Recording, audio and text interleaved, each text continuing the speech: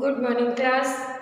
आज हम लोग अपना उत्साह चैप्टर रिवाइज करेंगे और मैं एक्सप्लेन करूँगी पोयम के साथ में। आप लोग बहुत ही अच्छी तरह से इसको समझेंगे। उत्साह निराला जी का चैप्टर है, तो आइए।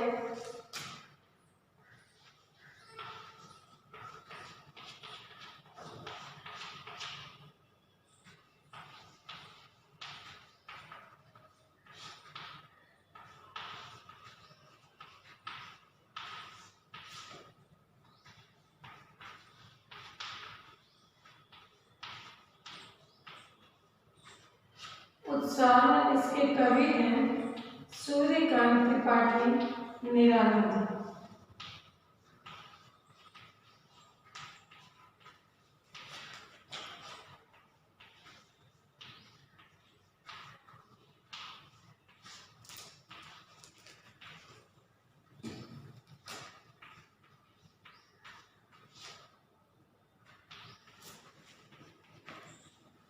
तो बच्चों, ये निराला जी उत्साह कविता के माध्यम से हमें क्या बताना चाहते हैं। सबसे पहले हम ये जानेंगे कि उत्साह होता क्या है, उत्साह की मीनिंग क्या है। तो उत्साह मीन्स होता है एक्साइटमेंट, यानी कि किसी भी चीज़ को जानने की इच्छा, एक्साइटमेंट, उत्साहित होना आदि आदि उत्साह की मीनिंग है।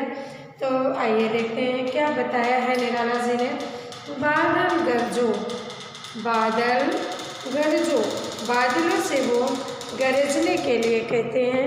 क्यों कहते हैं गरजने के लिए?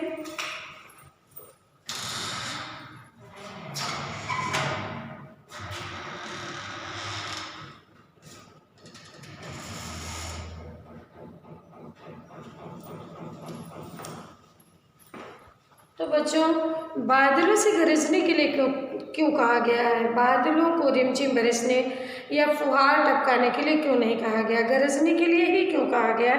आइए इस विषय में हम बात करते हैं। बादल गरजो, निराला जी ने लिखा अपनी कविता में कि बादल गरजो, ऐ बादल तुम गरजो। कैसे?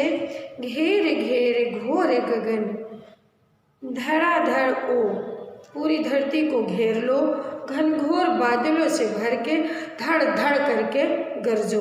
आवाज़ भी बता रहा धड़ाधड़ ओ। ललित ललित काले घुंघराले, ललित ललित मीन्स प्यारे प्यारे, ललित ललित मीन्स क्या होता है? प्यारे प्यारे, ललित मीन्स प्यारे। अगर दो बार हुआ है तो ये प्यारे प्यारे, ललित ललित प्यारे प्यारे घुंघराले, काले घुंघराले बादल कैसे हैं? प्यारे प्यारे हैं, काले रंग के हैं और घुंघराले बादलों की तरह हैं। घुंघराले बाल जैसे होते हैं, ऐसे ऐसे ऐसे ऐसे करके ये डिजाइन होती है ना बादलों की, तो ये घुंघराले बालों की तरह आसमान में पूरी तरह से छाए हुए हैं। बाल कल्पना के से पाले, बाल घुंघराले बालों जैसे हैं, बाल कल्पना के से पाले। और क्या कहते हैं कि जिस प्रकार से तुम सुंदर सुंदर घुमावदार काले काले रंग वाले हो, ठीक उसी तरह जैसे बाल कल्पना के से पाले, ठीक उसी तरह जैसे छोटे बच्चों के घुंघराले घुंघराले बाल मत्थे में लपटे रहते हैं, ठीक उसी तरह से बादल भी घुंघराले घुंघराले आसमान में छाए हुए हैं।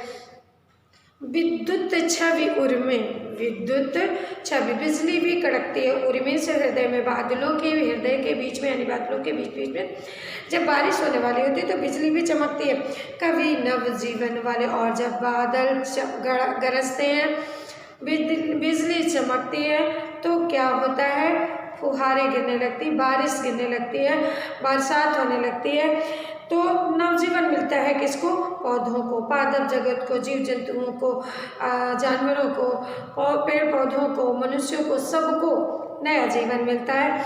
क्योंकि जब पृथ्वी सूख जाती है तो सभी लोग त्राहि त्राहि करने लगते हैं, लेकिन जब पृथ्वी पर बारिश होती है, तो जब बारिश होगी तो पौधों को नया जीवन मिलेगा, अच्छी फसलें होंगी तो लोगों के चेहरे पर खुशियाँ आएंगी, मौसम वातावरण जो है वो सुहाना होगा। वज्र छिपा नूतन करता, फिर भर दो बादल गरजो। वज्र छिपा, वज्र के समान कड़क आवाज़ वाली बिजली जब कड़कती है तो जिस प्रकार कवि की नूतन कविता बनती है, ठीक उसी प्रकार से वातावरण में नई सुंदरता आती है, नई मनमोहक छवि उभर कर आती है और सभी लोग खुश हो जाते हैं, खुशनुमा माहौल हो जाता है। अर्थात इसका दूसरा अर्थ क्या है, बादल गरजो। यहाँ पर कवि के लिए कहा गया है कि अय कवि तुम गरजो, यानी तुम कुछ लिखो। और कैसे लिखो, घेर घेर घोर गगन धड़ाधड़ हो। जिस प्रकार काले बादल होते घुंघराले बालों के समान चारों तरफ से पेज को काले काले शब्दों से कवि भी लेखनी के माध्यम से लिखते हैं, अक्षरों के माध्यम से शब्द बनाते, शब्दों से वाक्य बनाते हैं। और ललित ललित काले घुंघराले अक्षर कैसे होते हैं, प्यारे प्यारे काले काले घुंघराले घुंघराले। बाल कल्पना कैसे बाले पाले, यानी कि जिस प्रकार बच्चों के घुंघराले बाल होते ठीक उसी प्रकार से हमारी लेखनी के बने हुए शब्द और अक्षर होते। विद्युत छवि उर्मे कवि नवजीवन वाले। विद्युत छवि इसलिए कहा क्योंकि जब कवि के मन में कल्पनाएं आएंगी, विचार आएंगे, उत्साह होगा लिखने के लिए, तब जाकर के वो एक नई कविता का निर्माण कर सकता है। वज्र छिपा नूतन कविता फिर भर दो, और नई कविता का निर्माण कर दो, फिर लोगों के मन में उत्साह भर दो। बादल गरजो। आगे क्या कहा इन्होंने, विकल विकल उन्मन थे उन्मन। विकल विकल मीन्स होता है व्याकुल, विकल विकल विकल मीन्स होता है व्याकुल, ठीक है, आतुरित होना, व्याकुल होना, परेशान होना। उन्मन थे उन्मन, लोग परेशान थे, व्यथित थे, अनमने अनमने से थे, उनका मन अच्छा नहीं था। क्यों? क्योंकि बारिश नहीं हो रही थी। तब विश्व के निदाध्य के सकल जन, कौन विकल विकल था? विश्व के समस्त जन, समस्त लोग, समस्त जीव जंतु आए अज्ञात दिशा से अनंत के घन, फिर न जाने कहाँ से अज्ञात दिशा से अनंत में, आकाश में घन मीन्स बादल, घन मीन्स बादल, तो बादल आ जाते हैं, ये आपका घन मीन्स बादल, न जाने किस दिशा से, अज्ञात दिशा से आए बादल, और तप्त धरा जल से फिर शीतल कर दो। तपती हुई धरती जो प्यासी है, प्यास से व्याकुल है, सूख रही है, उसे तुम शीतल जल से भर दो। ऐ बादल गरजो, गरजो, बादल गरजो। मेरा पहला क्वेश्चन क्या था कि यहाँ पर कवि ने बादलों से गरजने के लिए क्यों कहा? क्योंकि बादलों की गड़गड़ाहट से धरती की तपन कम होती है। सीधे रिमझिम फुहार बरसाने के लिए नहीं कहा, सीधे रिमझिम बारिश करने के लिए नहीं कहा, पहले गरजने के लिए कहा और फिर बारिश के लिए कहा।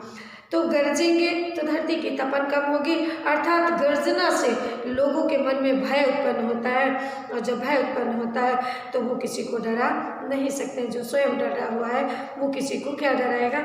तो बच्चों इस तरह से बादलों को इसका नाम, इस कविता का नाम उत्साह इसीलिए रखा गया है क्योंकि जब तक हमारे मन में किसी चीज़ को जानने के लिए, करने के लिए उत्साह नहीं होगा, तब तक हम किसी भी कार्य के रिजल्ट में नहीं पहुंच सकते हैं। जिस प्रकार हमें अपने अच्छे रिजल्ट पाने के लिए हम पूरे साल तैयारी करते हैं, उत्साहित होते हैं, ठीक उसी तरह से यहाँ पर बादलों के उत्साह की बात निराला जी ने की है। आगे इन्होंने दूसरी अपनी एक कविता लिखी है, अट नहीं रही है। हाँ, तो इसका वर्णन हम लोग नेक्स्ट डे करेंगे। इस कविता में सिर्फ हम लोग इतना ही पढ़ेंगे कि बादल गरजो, यानी उत्साह कविता। निराला जी ने अपनी इसमें 10th की बुक में 2 कविताएं लिखी है, एक है उत्साह, दूसरी है अट नहीं रही है। तो अट नहीं रही है कविता का भावार्थ हम लोग कल पढ़ेंगे, कल मैं एक्सप्लेन करूँगी इसको नेक्स्ट वीडियो में। तो आज हम लोग सिर्फ उत्साह ही जानेंगे। कुल मिलाकर के उत्साह में वो बादलों की सुंदरता को बताते हैं, बादल दिखते कैसे हैं। बादलों से कवि कहते हैं कि बादल गरजो, बादलों को गरजने के लिए कहते हैं। फिर उन्होंने कहा कि बादल कैसे हैं, कैसे कैसे कैसे बादल हैं, इस विषय में उन्होंने बताया कि घेर घेर घोर गगन, यानी कि तुम पूरे आकाश को घेर लो और घनघोर तड़पना से अपनी आवाज़ से लोगों को शांत करो। और ललित ललित काले घुंघराले, प्यारे प्यारे काले काले बादल हैं, घुंघराले जैसे बच्चों के बाल होते हैं, ठीक उस तरह से दिखते हैं। और बादलों के बीच में बिजली चमकती है, जब बिजली चमकती है तो बरसात होती है, और बरसात होती है तो लोगों की मन को शीतलता मिलती है, वातावरण खुशनुमा हो जाता है, मौसम में ठंड ठंड आ जाती है, ठंड की बहार आ जाती है, तो इस तरह से धरती पर रह रहे तपते हुए लोगों के मन को शांति मिल जाती है। इसीलिए कवि ने बादलों को गरजने के लिए कहा है। ठीक है। दूसरे पैराग्राफ में इन्होंने कहा कि अगर बारिश नहीं होती है तो लोग व्याकुल हैं, अनमने हैं, परेशान हैं, उनका मन किसी कार्य में नहीं लगता है, क्योंकि सभी लोग परेशान हैं, व्यथित हो रहे हैं, अतुलित हो रहे हैं कि कैसे बारिश हो तो इस धरती पर शांति मिले। गर्मी से परेशान है, धरती तप रही है। तो इतने में ही आए अज्ञात दिशा से अनंत के घन, न जाने किस अज्ञात दिशा से बादल आते हैं और खूब तप्त धरा जल से फिर शीतल कर दो, और तपती हुई धरती को जल से शीतल कर देते हैं। इस प्रकार से बादल गरजते हुए बरसात करते हैं, यानी कि बिना बादल गरजे बरसात नहीं होती है। और इसीलिए बादल गरजते हैं ताकि धरती की तपन को कम किया जा सके। बच्चों, ये आपको अच्छे से समझ में आ गया होगा। हम लोग डे बाय डे अपने एग्ज़ाम की डेट के नज़दीक पहुंच रहे हैं, समय कम होता जा रहा है। अगर हम तैयारी इस समय पर नहीं करेंगे तो एनी टाइम कुछ भी नहीं कर सकते हैं, समय बहुत कम है हमारे पास। इसलिए हमें टाइम टू टाइम अपनी प्रिपरेशन की नीड है। बिना एक पल को इधर उधर किए हमें अपनी तैयारी को करना है। धन्यवाद बच्चों।